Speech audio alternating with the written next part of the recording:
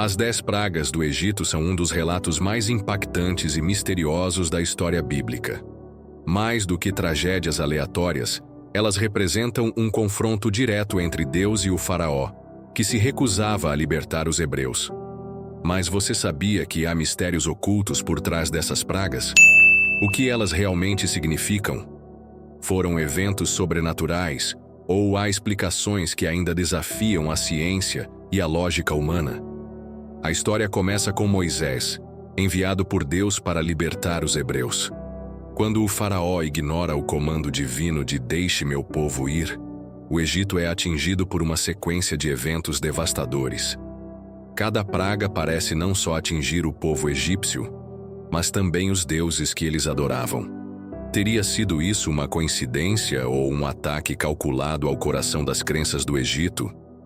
A primeira praga transformou as águas do Nilo em sangue.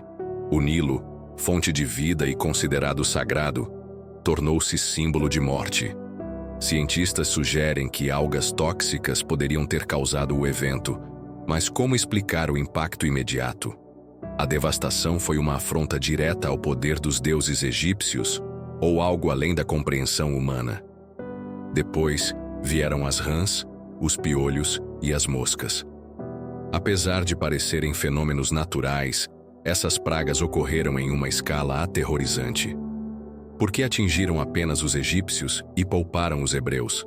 Há quem defenda que mudanças ecológicas poderiam estar envolvidas. Mas será que isso explica a precisão e sequência dos eventos? A morte do gado foi um golpe brutal na economia e espiritualidade egípcia. Como os rebanhos cruciais para a vida no Egito sucumbiram tão repentinamente? Por que os animais dos hebreus foram poupados? Essa distinção levanta perguntas intrigantes sobre o alcance e propósito dessas pragas. Os furúnculos trouxeram dor e humilhação direta ao povo egípcio. Seria possível que uma doença contagiosa tenha causado isso? Alguns especialistas sugerem infecções bacterianas, mas como explicar o fato de os hebreus permanecerem ilesos? A tempestade de granizo e fogo foi uma visão apocalíptica. Nem mesmo os deuses do clima egípcio puderam intervir. Logo depois, os gafanhotos destruíram o que restava das plantações, causando fome e desespero.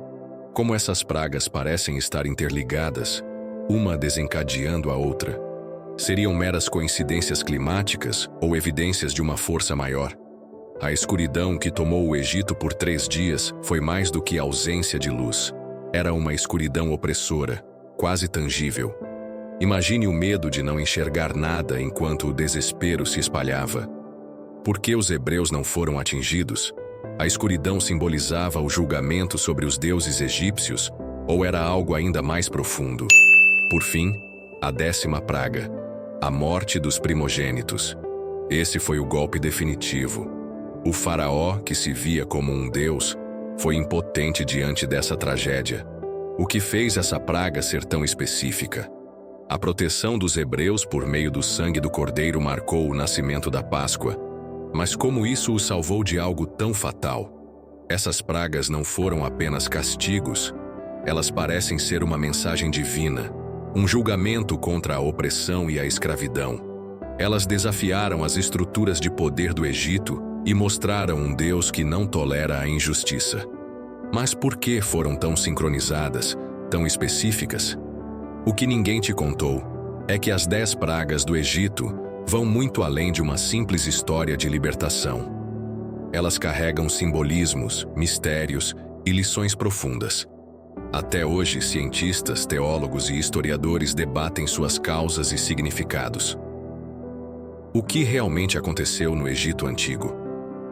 Talvez essas pragas sejam um lembrete do poder do desconhecido e da força que as escolhas humanas têm diante do divino. Se deseja aprofundar seu conhecimento, inscreva-se no canal e ative o sininho para acompanhar os próximos vídeos.